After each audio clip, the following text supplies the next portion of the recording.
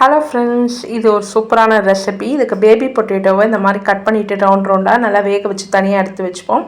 அப்புறம் ஒரு கடாயில் எல்லா மசாலா ஐட்டம்ஸும் போட்டுக்கலாம்.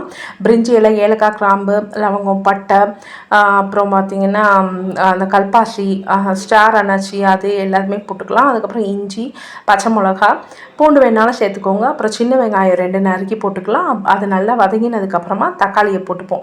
இப்போ தக்காளியும் போட்டதுக்கப்புறமா இது எல்லாமே நல்லா வதங்கணும். அது வரைக்கும் நல்லா சாட்டே பண்ணிப்போம். இது ஒரு சூப்பரான ஒரு கிரேவி, நல்ல காரசாரமான கிரேவி. இதில் முந்திரி பருப்புக்கு பதிலாக நான் வால்நட் சேர்த்துருக்கேன்.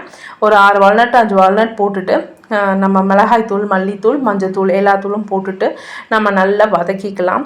இது நல்லா அந்த தக்காளி நல்லா வெந்திருக்கணும். அந்த அளவுக்கு நல்லா மேஷி பண்ணுற அளவுக்கு அது நல்லா இருக்கணும். அதுக்கப்புறம் ஆற வச்சு நம்ம அரைச்சி வச்சுக்கலாம் திக்கான விழுதை.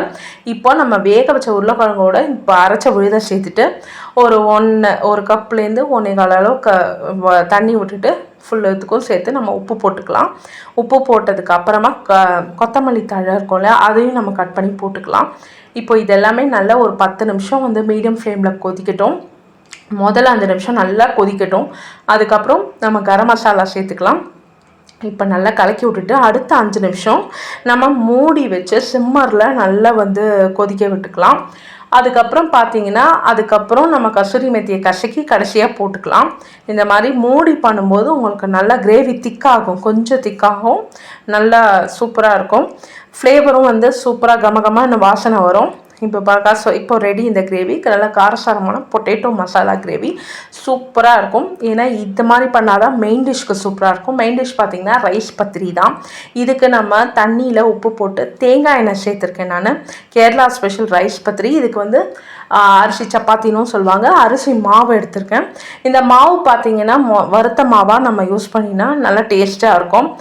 எவ்வளோ மாவு எடுக்கிறோமோ அதுக்கு 1லேருந்து 1.25லேருந்து 1.5 கப்பு நம்ம தண்ணி சேர்த்துக்கணும். ரொம்ப தண்ணி விட்டோன்னா தோசை மாவு பதம் வந்துடும். அந்த மாதிரி வரக்கூடாது.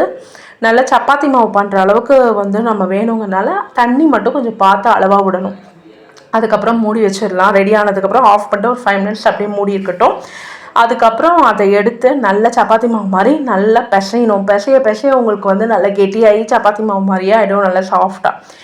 அதுக்கப்புறம் பார்த்திங்கன்னா இதை எடுத்து நம்ம எப்படி நார்மலாக சப்பாத்தி பண்ணுவோம், கோதுமை மாவில் தட்டி பண்ணுற மாதிரி நம்ம அரிசி மாவில் திரட்டி நம்ம எவ்வளோக்கு எவ்வளோ மெல்லிஸாக தட்டுறோமோ அவ்வளோக்கு எவ்வளோ ரைஸ் பத்திரி நல்லா சூப்பராக இருக்கும்.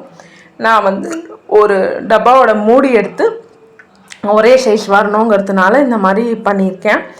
இப்போ நல்ல மெல்லிஷாக இருக்க தான் உங்களுக்கு ரைஸ் பத்திரி சூப்பராக இருக்கும். அப்படியே நம்ம சப்பாத்தி போடுற மாதிரி முன்ன பின்ன திருப்பி போட்டுக்கலாம்.